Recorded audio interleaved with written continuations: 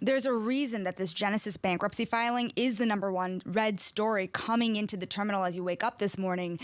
I was up till 1 a.m. reading the bankruptcy filing myself. Remember, this is a company that is tied to the digital currency group Empire, run by Barry Silbert, a well-known name not only in cryptocurrencies, but also on Wall Street as his time as a former investment banker at Houlihan Lokey. So the irony of that now is that a unit of his own empire now going under a bankruptcy process. When you read the reports that are coming up this morning for the bankruptcy process, you see that creditors are at odds. Remember, the #1 creditor here is Gemini, the Winklevoss entity, the Gemini Earn entity that halted withdrawals. Can you predict they could go? I got to be careful in my language. Could the Winklevi go bankrupt? Well, that's the fight here. They need to get their money back. If they get their money back, that saves them. I don't want to put you in a compromising time. position there. But it's a lot of money. It's more than $700 million, and it's more than 300,000 clients of their own that they owe money to. I tweeted this out yesterday. I'm going to redo it today. This reads like a James Bond movie. This is Karif and Ghosh of Bloomberg, who truly are writing up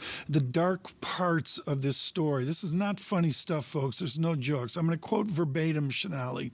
The Financial Crimes Enforcement Network of the Department of the Treasury wrote in an order that, quote, approximately 2/3 of Bits Lotto's top receiving and sending counterparties are associated with dark net markets or scams.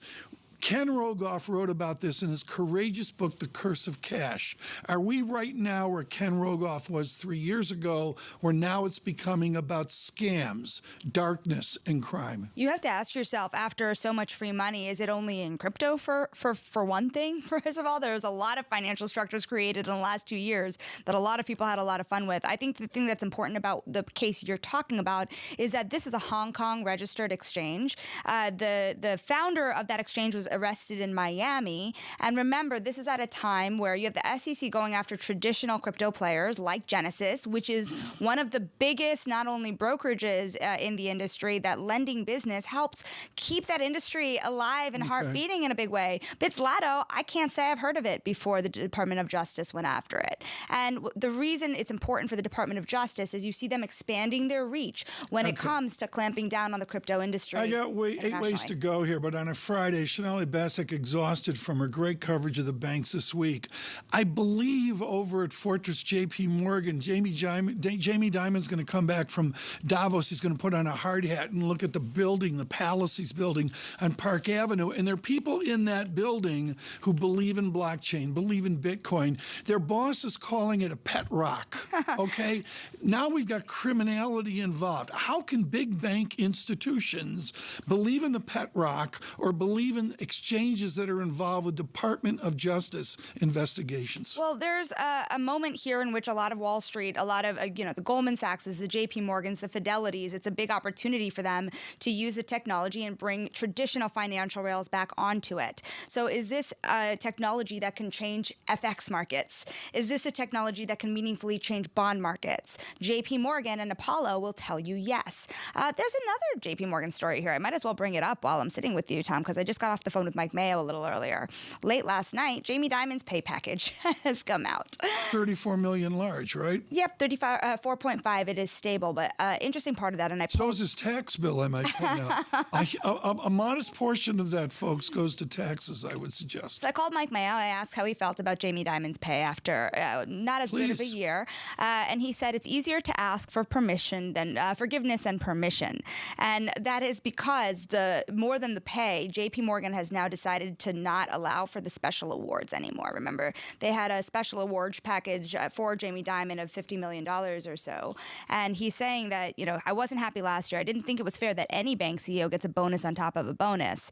But now they're saying they'll never do it again. So that's another, new money, old money story. This is a huge story. And we could go on about this as we can. But is that W-2 pay like mere mortals like you and I have, or is it mostly stock treatment that will be taxed at a lower rate down the road? It's mostly stock treatment that will be taxed. Why are we conflating stock-treated assets and the risk of J.P. Morgan in with his W-2 compensation? Because I think you have to look at their overall pay at the end of the day. When you look at it, actually Glass Lewis, the shareholder advisory firm, last year gave him a D. I think the year before that, they gave JP Morgan an F. What does Jamie Dimon fail anything at? And so it's interesting to see shareholders for the first time really start to speak up against. They're saying he's making too much? Certainly relative to the median worker at JP Morgan. And I think that will... but he's not the median worker at JP Morgan. I mean, I don't think, Matt, where are we on time here? I'm losing track here with Basak as usual. Oh, we got plenty of time. Folks, stay with us. Here, I'm going to use the great financial assets screen, and I'm going to look. Hopefully this is going to come up. I can see pre-pandemic, Fortress Diamond has moved operating income from $45 billion out to $60 billion. And I'm not saying he should be paid $157 and take the subway, but did he earn the money? Well, let me ask you something else. A ton of bankers that are there that are not the CEO of the firm, they're watching their bonuses decrease this year, no matter if it's stock or not. So how do they feel about it when the tippy top pay is quite stable? My colleague at CNBC, Hugh Sun, used to work with us. He had an interesting tweet out earlier this week. Excuse me, on this show we call Mr. Sun's employer the Dark Star. Oh, Hugh Sun is at the Death Star. The Death Star. Continue. But he's a friend. And so he had... and very good. And very, very good. And he tweeted about how much per employee was being spent on the Goldman layoffs. And it was about $140,000. This is a severance pay. Exactly. Yeah. And the reason that's interesting, the $140,000, is it's showing you that it's kind of more lower paid workers. It's younger bankers. So it shows you, if you kind of take the two stories put together, that the top end of the pay scale on Wall Street is pretty sticky still. And it shows you that the newer people... Is that news? It's been that way, I think, back to 1788. It's news as you're starting to see layoffs. It's news as you're starting to see layoffs and pressure on pay. And remember, wages are sticky. That's certainly true if you're making $35 million. Yeah. What'd you learn about bank earnings here? It's Friday. We've been able to digest for X number of days here bank earnings. What have you learned? Everyone's talking about the wealth experiment that has been going on over at Morgan Stanley. Dead on. Where's it going to be a year from now? Where's it going to be a year from now? We were talking about the succession experiment. I think it bodes really well for the man who leads that business, Andy Saperstein. You also have something interesting here about the dispersion. People say, okay, the stock on Tuesday, fine. Morgan Stanley flying, Goldman sinking in the best and worst it has been in years. But let's just take a look at the longer term trajectory, because the market cap of Morgan Stanley at that day jumped $40 billion above Goldman Sachs's. When David Solomon, the day he took over the job at Goldman Sachs, it was worth more than Morgan Stanley. Now there's a more than $40 billion difference. Well, don't keep us in suspense here. Is Mr. Solomon's employment threatened? Listen, he's year 5. Every day after year 5 is a test of time. And so the investor day is where all the pressure is. When is that? And by the way, his birthday was this week on earnings. That was a fun little fact, a tough day in Davos on an earnings day. But February 28th is when the investor day is. Mm-hmm. He's already said, I forgot which analyst, it was the kitchen sink is what this quarter was already called. But is he going to give something to chew on for investors for the next 5 years? Day, next 1 year. Do they do that at the Javits Center? No, at the Goldman Sachs auditorium.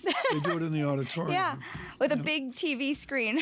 Sonali Basak with a very, very busy week here, not only in what we're seeing at Genesis and the bankruptcies and traumas in crypto, but also, of course, what we're seeing in the big bank effort as well.